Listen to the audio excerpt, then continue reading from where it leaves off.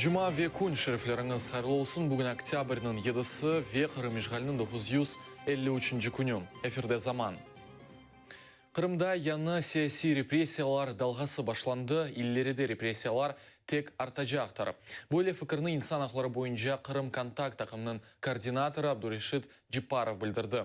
Уғы қорайжы бұны Русияде меджлисінің ясағынен бағылай, ве егер ясақтан евел меджлис заларына тек пара жазалары белгіленген олса, шымды оларны сербесліктен біле марум ете білелер.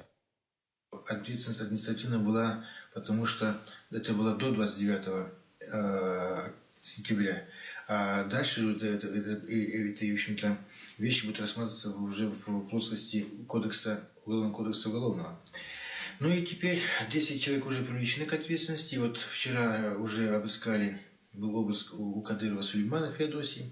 Таким образом мы наблюдаем, в общем-то, такую картину. Уже привлечены 10 человек из Меджлиса центрального. Уже, в общем-то, началась работа по членам регионального Меджлиса, это вот Кадыров, Сулейман. И думаю, что дальше будет поступательно, идти дальше вниз. Это будет региональный, это будет дальше местный Меджлис. И думаю, что это будет дальше иметь свое развитие. Бүгін ишғал етілген Қырымда 26 февраль іші бойынша яқаланған Али Асанов ве Мустафа дегерменжінің махкеме топлашывот керележек, топлашув қапалы шекелде кечежек. Хатырлатам, Қырымның Рус махкемесі 26 февраль ішіні екіге бөлді, бірісі Меджлис рейсін муавина ақтем Чигознен бағылы, екіншісінде есе Али Асанов ве Мустафа дегерменжінің ишлері бағыла.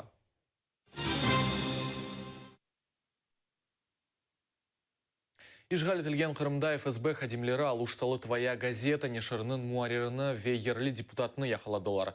Бұны ерлі хутлеви хабер васталары білдіре, тақиқат оларны пара талап еткенінде қабатлай, жинай ішінің материалларында білдіргеніне кебі муарир Единая Россия фырқасы азасына тенқиди малюматыны ерлештірмеге қорқутхан.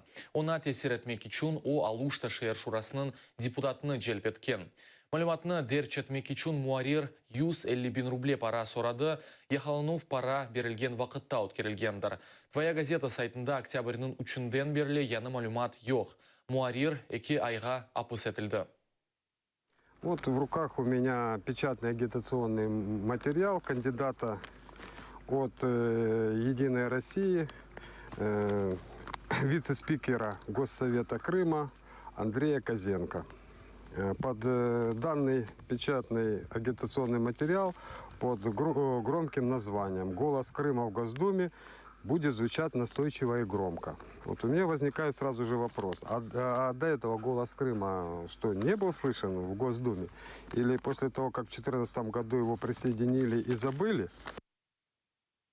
Қырымда кеметні Украина хайынлері елге кечірді. Бөле фікірні Ахмежетлі депутат-коммунист Степан Кискин октябрь 5 күні Ахмежетті митинг девамында білдірді. Шымда кеметті бұлынған сабық регионы фырқасының тарафдарлары 2014 ве 16 сенелерді сайлавлар нетижелеріні тақлет еттілер. Бұндан себеп Қырым сакинлерінде ишанч қалмады. Бұндан да ғайры Кискиннің қайдеткеніне көре Қырым коммунистлері мудафа позициясындан учымге кечмек кереклер. И в этом году, когда же происходили выборы в Госдуму, веры у народа не было. Пришло, вы сами знаете сколько, меньше 50%. Но они и тут сделали контрольный выстрел. Но не в голову, а в сердце народа. Добили его, так сказать. И теперь народ вообще разочарован. Он находится в прострации, не знает, что ему, куда ему. То есть эта власть, она полностью узурпировала. И обидно нам вдвойне то, что это не просто Единая Россия, а это бывшие регионалы, это предатели Украины, предатели Крыма. Я думаю, что они предатели России. Бүгін Укринформ журналисті Роман Сученкінің қабаты белгіленежек Махкемели Фортова СИЗОсының тақиқат идаресінде кечежек.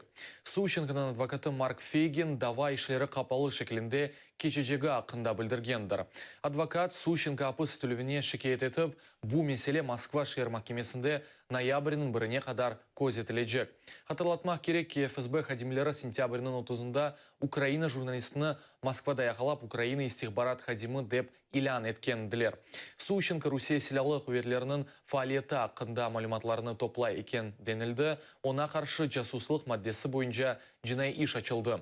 БМТ яны ООН тешкілятында Украинада емей темсілжісі олған Владимир Ельченко білдіргеніне көре, Украина векіллері БМТ Генераль Ассамблеясында журналистінің яқаланывы бағлы меселіні көтережек олалар.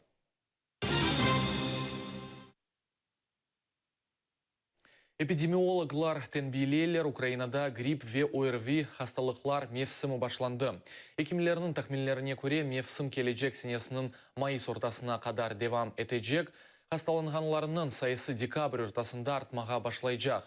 Энзеде көстергіч февраль ве март айларында бекленіле.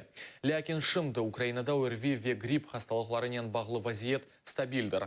Бұ афтада Киевде хасталықлар севесі ола білген көстергічтен уч кереге аздыр. Бұтын Украинада есе хасталықлар севесі 40%-ға ексік.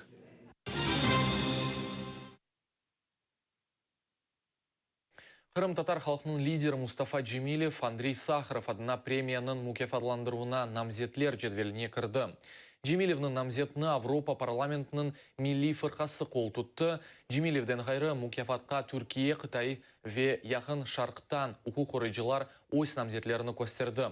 Лауреатларына октябрь 27-сінде Авропа парламентінде илян етежеклер Сахаров адына түшінженің сербеслігі үшін мүкафаты 1988 сенесінден берілі сене аятны инсан ақлары весо сербеслігіне бағышланған шақысларға тақдиметелер.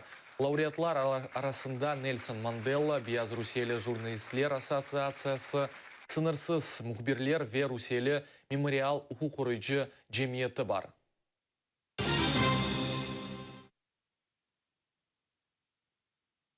Бір ватандашымыз сәжіле шекелде палы амелиятқа мұқтач. 53 яшындaki Али Эннанов юрек хасталығына оғрады. Октябрь 24-не тайынленген амелиятта оның юрегіндегі 2 клапаны денештірмек керек. 6 евлят бабасының палы амелиятқа бережек сермиясы йоқ. Айле ләқайт олмағанларындан ярдым көстермеклеріні рича еті. Умер арқадашы телефон ве банк хесабыны экранларыңызда көре білесіңіз. Убызым соңки хаберамызыды, атырылы олыңыз, күрішмек үзре.